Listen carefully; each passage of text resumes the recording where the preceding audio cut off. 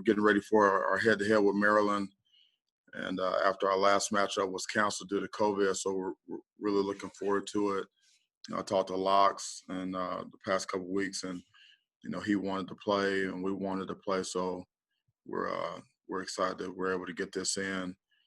This +1 game gives us an opportunity to continue to build and and figure out how to play tough, relentless football for 4 quarters and 60 minutes in the game and finish strong.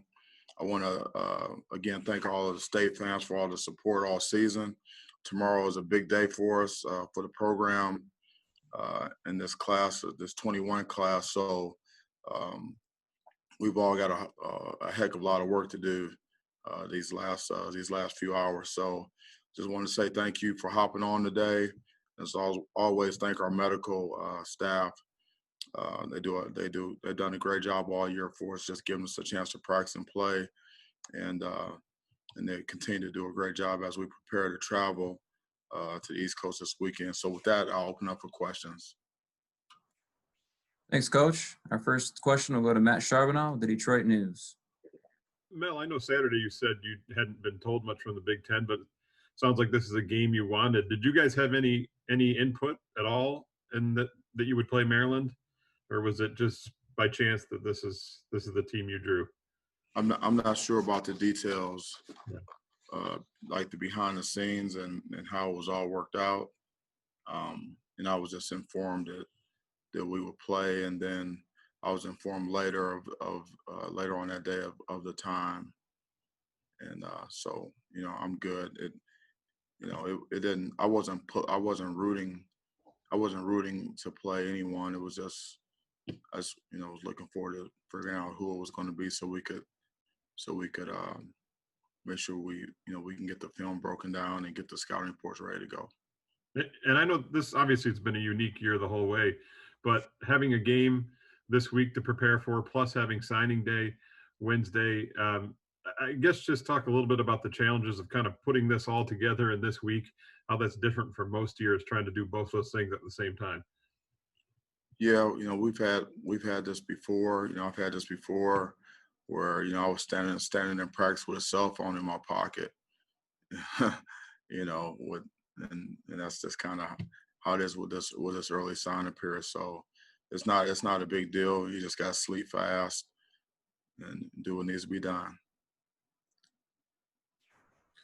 Our next question will go to Stephen Brooks with 24/7 Sports. Hey, Mel, hope you're well. Just wanted to clarify, when did you guys find out that it was Maryland? Hopefully, for your sake, it was earlier than the public release on Sunday afternoon. Yeah, I found out sometime early on Sunday. I don't remember exactly when, the exact time, but it was timely enough. It wasn't like I didn't feel like I was hanging for a long period of time, just, with a white knuckle situation, biting my nails, waiting to hear. And then as considering, you guys went through till Thursday last time preparing to play them. Is this a situation where you can sort of dust off some of that old game plan and go back to it, or do you start from scratch and obviously look at what they've done recently? Is it sort of a blend of new and what you had a couple weeks ago? How much does that last, that November prep factor into this week? Yeah, it's going to factor in a little bit, but we have to, obviously take into account, what they've done since then, and then that determines what type of changes we need to make in our game plan. It's kind of like playing a team. Like if you're in the NFL and you play a team twice a year in your division, things change, personnel changes, and and then you have to make adjustments. Yeah. Thank you. Yeah. Our next question is from Matt Wenzel with MLive. Hey, Mel, Shakur declared for the draft last night. I was wondering what your thoughts are on that, one, and two, if he will be available to play on Saturday at Maryland. Yeah, I like Shaq. I love the kid. He's improved. He's made a lot of plays this year. I think he's got tremendous upside. I really enjoy working with him. I wish him all the best. I support all of the players. Year in and year out. Working with college guys when they're trying to make these decisions. I support them as much as I can and try to help them and help their families and be a resource for them. Obviously, and I've taken recruited guys since they were sophomores in high school and coached them all the way into the top 10 and picks of the draft in the first round, and I've been through 10 NFL drafts as a coach as well, and so I know all about the process, and so I try to be as helpful as possible. And then I'll talk to Shaq today and see where he is in terms of playing the game. And then we'll just go from there. And the quarterback situation obviously been a weekly thing with Rocky out and Peyton getting his first start last week. I was wondering where you see that going this week. Yeah, Peyton's going to start this week, and then hopefully Rocky will be available for us. We'll just have to see how the week goes with him. Thanks, Mel. Yep, you're welcome. Our next question is from Lindsey Huddleston. Hey, Mel, from a mental preparation standpoint, Saturday's game is being played at 7:30 at night. Is there a nuance in your preparation compared to getting up early and playing like at noon, like last week, compared to having an entire day and then playing late in the evening? Yeah, you just have to change the meeting. The meeting schedules change a little bit more, but you don't want to over meet the guys and wear them out either, just because you have extra time. So but it's really just kind of when we arrive, and then how early we wake the guys up, the timing of the meals, and then when you do chapel and things like that changes, and just the meeting schedule changes a little bit, but you just have to be flexible. But we're all in the same location, and there's just a little bit more time to wait, and so we give them time to be off their feet, things like that. But we also we meet with them and do stuff that we would normally do before a game, special teams meeting, offensive defensive meetings, individual meetings, and then a final walkthrough. And I'll always talk to the team at the hotel as well. So we just have to adjust the schedule a little bit. It's not a huge deal. Okay, I got it. All right, thank you. Yep.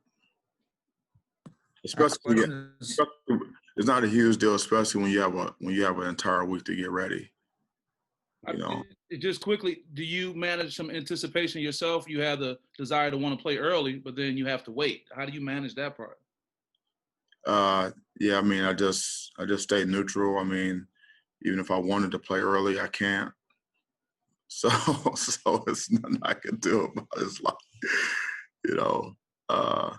you rather just get up and just get going, but you can't. So I've played.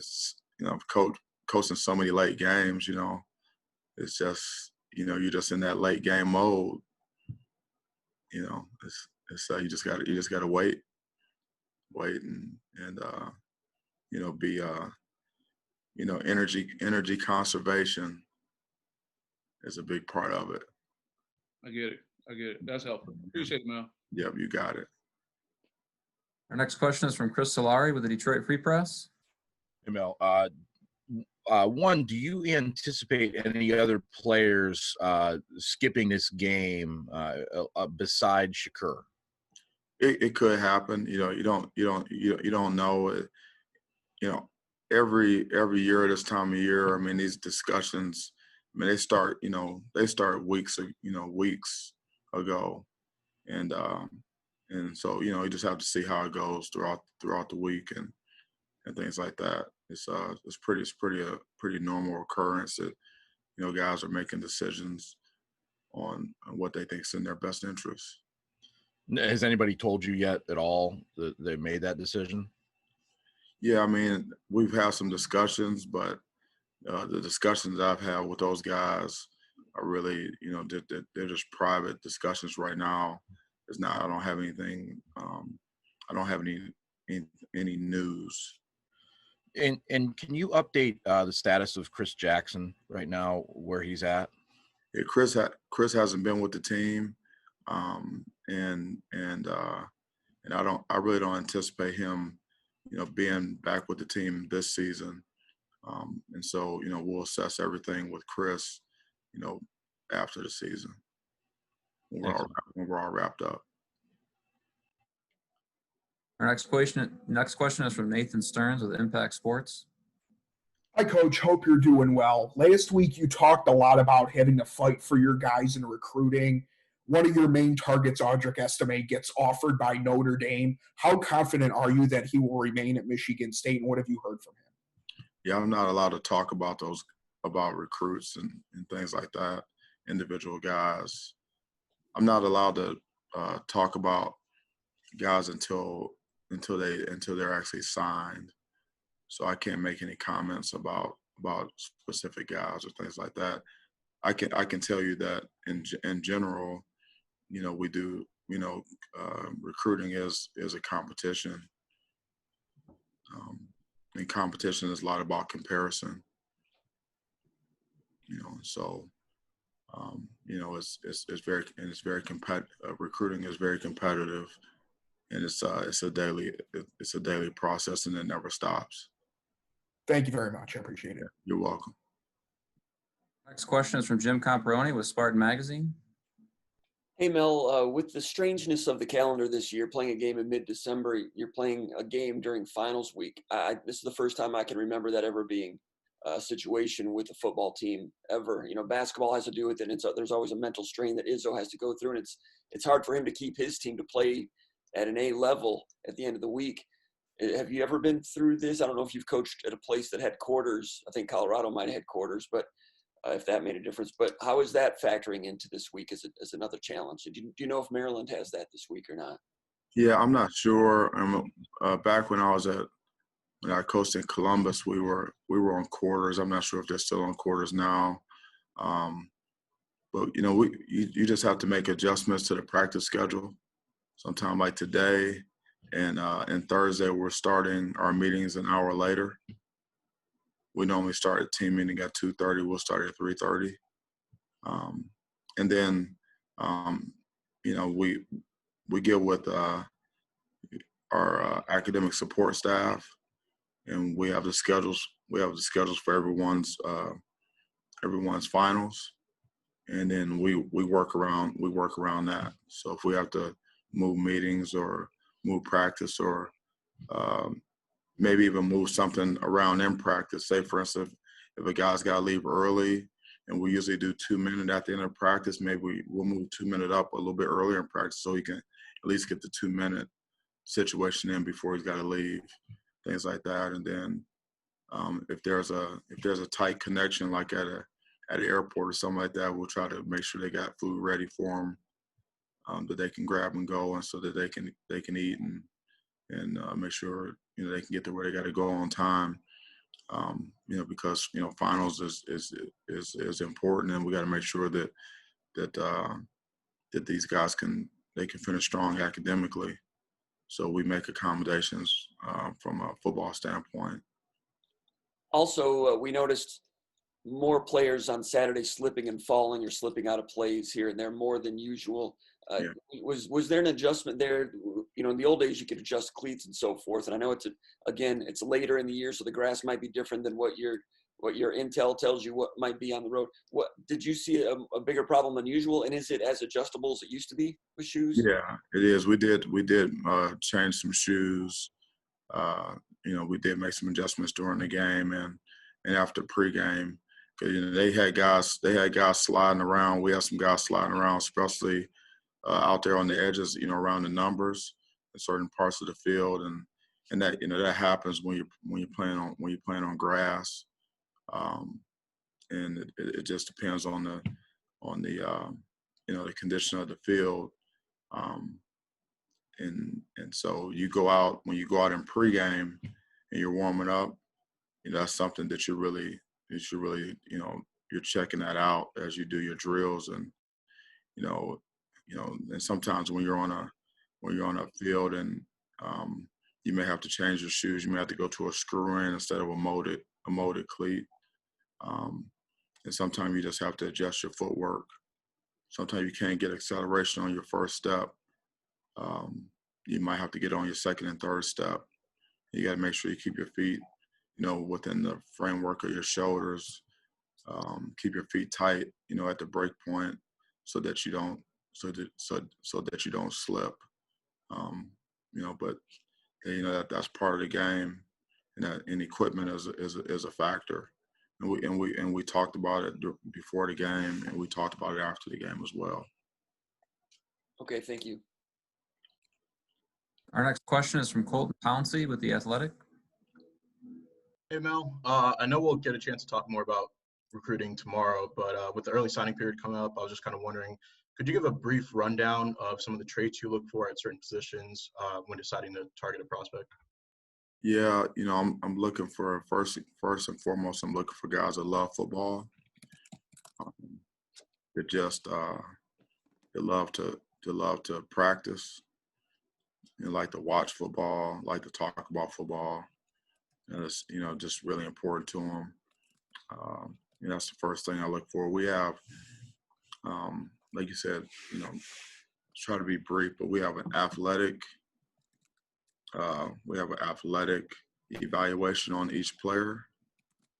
And then we have a fit score on each player that we take a commitment from, and that we ultimately sign. And so the athletic evaluation, is based upon position, and it's, height, weight, speed, things like change of direction, balance of body control, contact balance, explosiveness, ability to get off blocks, finish on the ball, leaping ability, things like that. And each position has a set of criteria, and you evaluate them on those. It's different for a quarterback, obviously, than maybe an offensive lineman or something like that. So we do that. And then we also have a fit score. And that fit score is more of the intangible things, the things that you can't necessarily see on tape. And those are questions that we're, asking the players, we're asking the coaches, or people that know the student athlete. It could be a counselor. And there's just intangible things, leadership, coachability, things like that. Injury history. There's some things we want to know that way. Other sports they played. Have they been a captain? How do they handle constructive criticism? Things like that. And then we give that a score as well. And then we take those two scores and we weigh them out. And then we just decide if this player is a good fit for our program and what we want to do here. And then that's pretty much kind of how we do it. And those scores, is that something that you kind of developed over time on your own, or is that something you took from a previous stop that you were at? Yeah, I mean, there's always the fit score we're using here is kind of a compilation of some things that I've done and some things that Jeff has done. And we all do it. We all do it in different ways. I just like to do things more process driven, so that it's on paper and it's consistent. And it's because what you want to be able to do is you want to be able to it's more kind of like an NFL model. Like I said, I've been through 10 NFL drafts. You want to be able to, after a year or so, you want to be able to pull out those evaluations and look at and review them and see if they match up to what you're seeing on the field or off the field from the player. And so we know, what, we gather all that information, file it away. And then, you just got years and years and years and years of, just experience and evaluations and things like that. I just like to formalize it so everyone can be on the same page, and so we can follow the way, and so we can go back to it. Then we can adjust things and add things to it. You know, when I was here before, you know, there was a thing called the 10 tough questions. I'm taking you back to when I had hair, you know, but there was a thing called the 10 tough questions. So I don't want to bore you guys, but since I got you on here, I might as well drag it out as long as I can. But so before, you had these, right now all of our stuff is digital, you know, and so, you know, I could just go on my phone and watch any player. I can go on the Surface Pro, I can watch any player. Before, you know, we had them on these, when I was here, like we had them on these VHS tapes. Okay, so guys were on VHS, and some of them weren't even highlights because guys weren't even in the highlight business. There was no huddle. There was none of that, you know. And so what you would do is you would take, and then Nick, you know, Nick watch all the players, just like I do. I watch all the players. But back in the day, you know, you didn't offer. You kind of had to wait until for permission to give an offer for a guy, you know. So what we would do is you would watch and then there was a process. It would be the position coach, and then maybe the area coach, and the position coach and the coordinator would all look at them, and then it was a sheet of paper, and everyone had a sheet of paper, and you fill out the scores on it, and you flip it over. On the back was the 10 tough questions, which I think that he got maybe from Don James back in the day.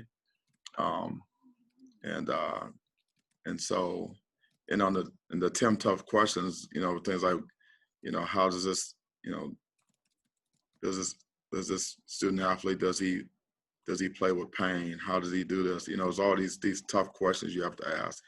And so each coach would fill that out. And then what you would do is you would fold up that piece of paper. You would fold it up like this, fold up like that. And you remember those VHS tapes? They would have the tape, and they would have a sleeve that it would slide into. And so you take this and you would slide it into the sleeve of the VHS tape. And so you would have about 4 of these in a sleeve, and they would all be lined up in front of Coach Saban's his spot by his chair where he watched the film, where he would watch recruits. And it was like that at LSU too, and also at Bama. So I mean, I can remember going in like at LSU, going in early and like taking one of my guys and sliding him up closer to see if I get him watched a little bit sooner, so we get him offered or not. Did he read it? He do an evaluation. He agree or disagree, and he say offer the guy or let's wait on the guy and that type of deal. And then, you know, then we had a board, and you know, it was a similar type of deal. It's just a lot more digitized now, and you got virtual boards and all this type of stuff. But you know, I still believe in you call it a fit score, the 10 tough questions, all that type of stuff. I believe in that because, you know, it's not just an athletic ability deal. And you see that at the combine, you know, when the guys go in for the interviews, you know, that's a big part of the evaluation. And then also when they go to those pre-draft visits, you know, a team, they're allowed to bring in like 40 guys or whatever. I forget what the number is when guys come in and they bring them in. I mean, they're evaluating guys. You know, when they pick them up, when they come off that plane, they land in that city. They come off that plane. They walk through. They're being evaluated at that point. Even on that ride over to the facility, they're being evaluated at that point. You know, and that's all that stuff. That's not athletic ability. That's all the other stuff, because it's about culture. It's about fit. You know, and things like that. And that's very important.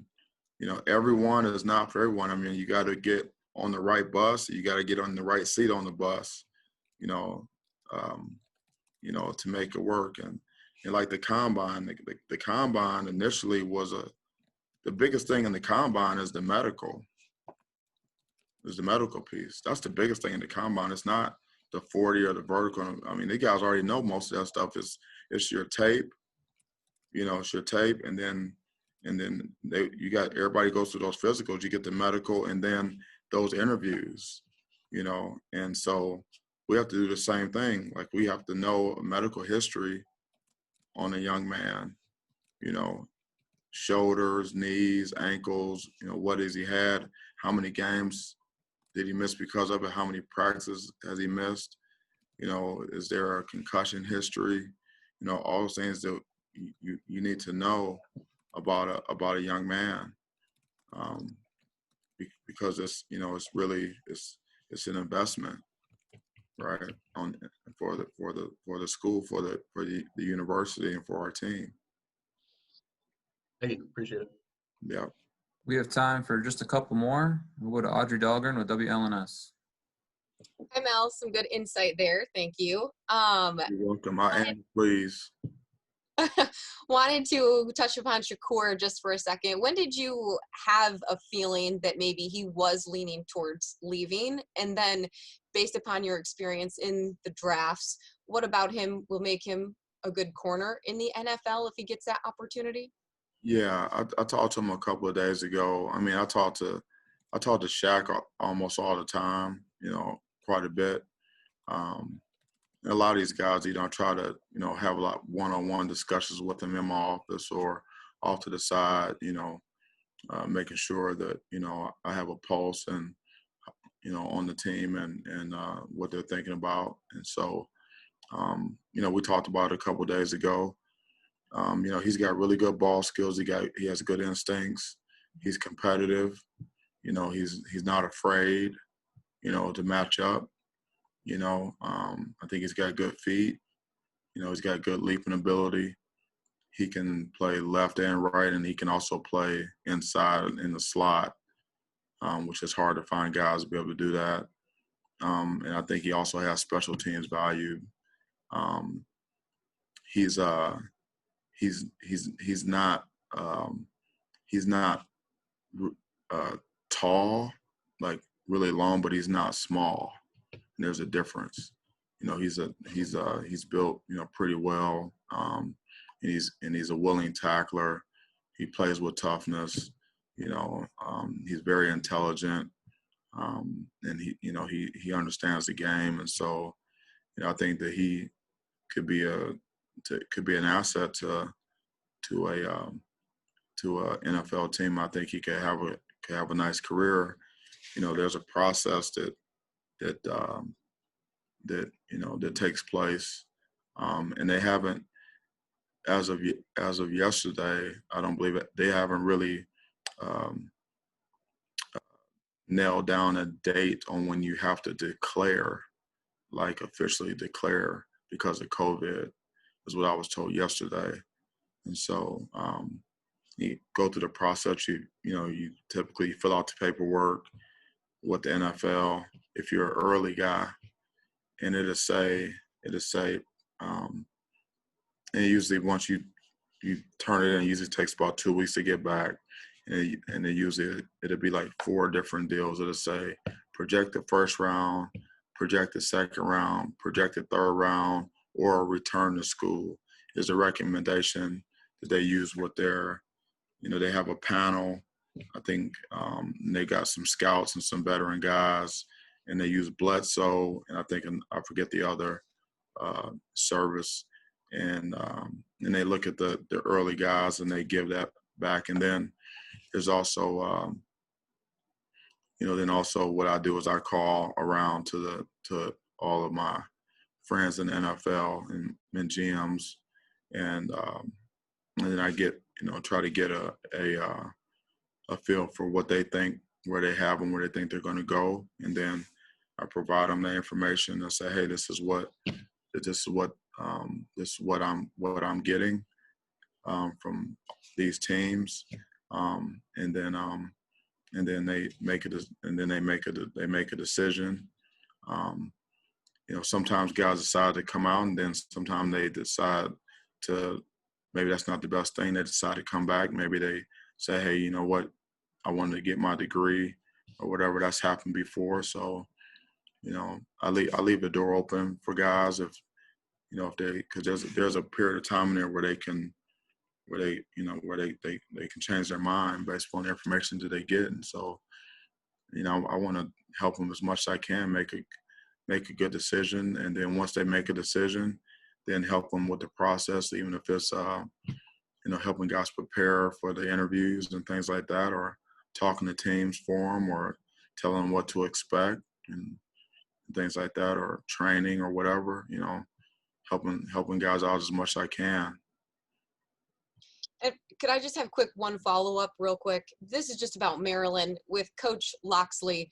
You had some conversations you said with him. So what's his overall feel of just getting the opportunity for, essentially a round 2 to be able to play you guys? Where's his level of excitement, or what did he have to say about, being able to face you since you didn't get to? I hadn't talked to Lox since we played Penn State. And so, I'll probably reach out to him sometime today. With this recruiting, with the signing day coming up, it's pretty hectic. But he's like me. He wants to play.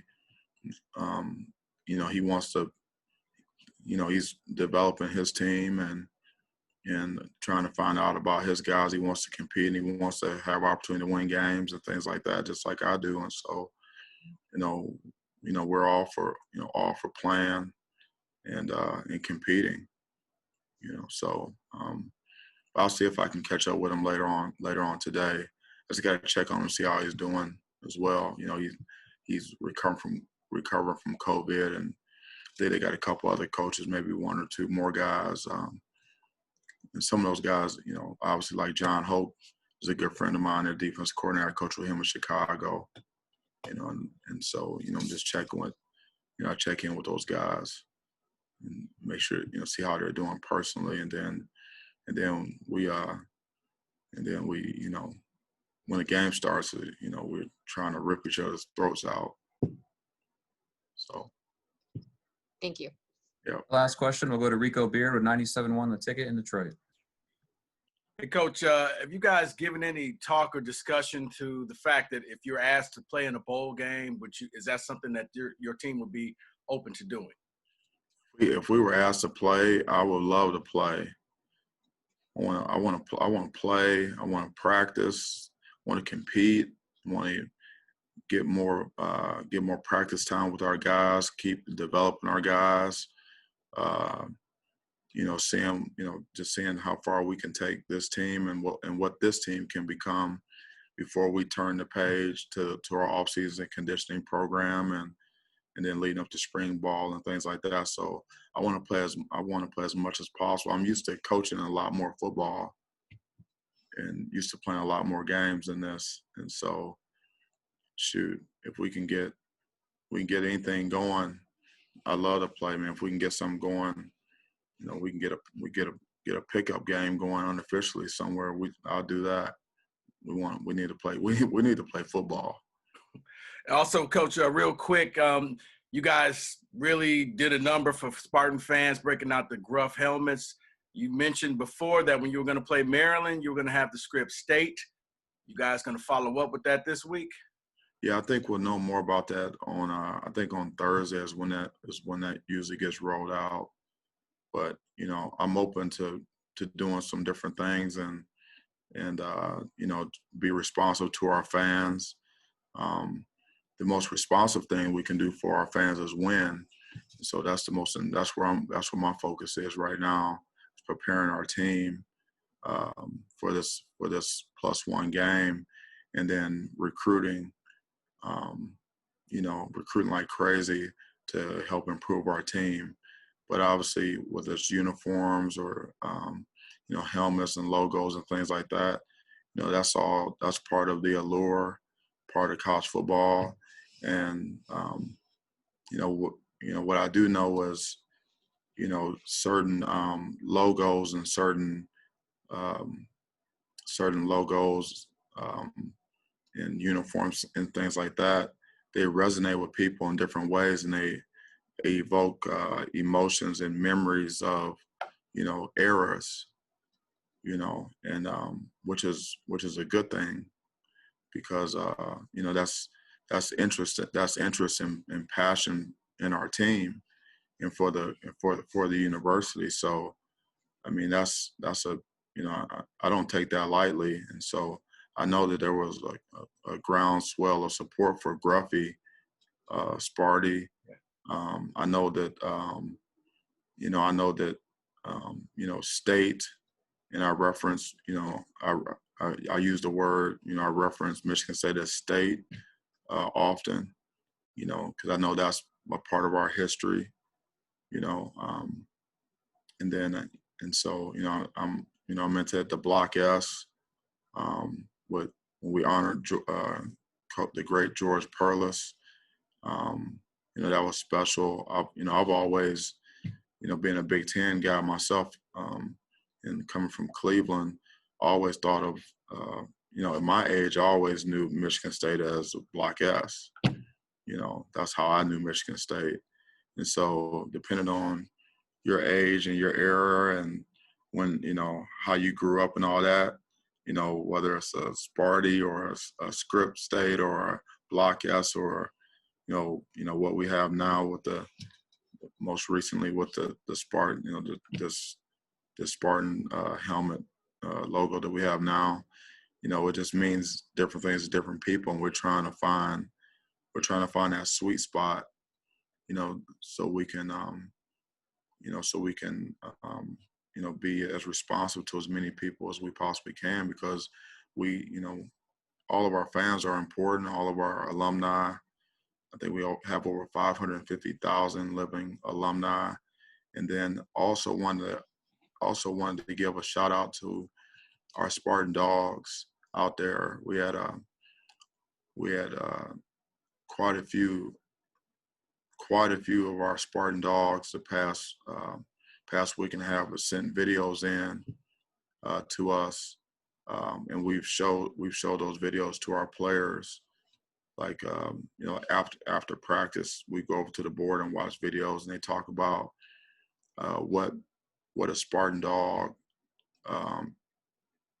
is, and what playing in Michigan State meant to them, and how important it was. And we had guys that all from different eras, walk-ons, starters, NFL guys, all sending these videos in talking about what Michigan State and playing in Michigan State, what it meant to them, and what a Spartan dog is.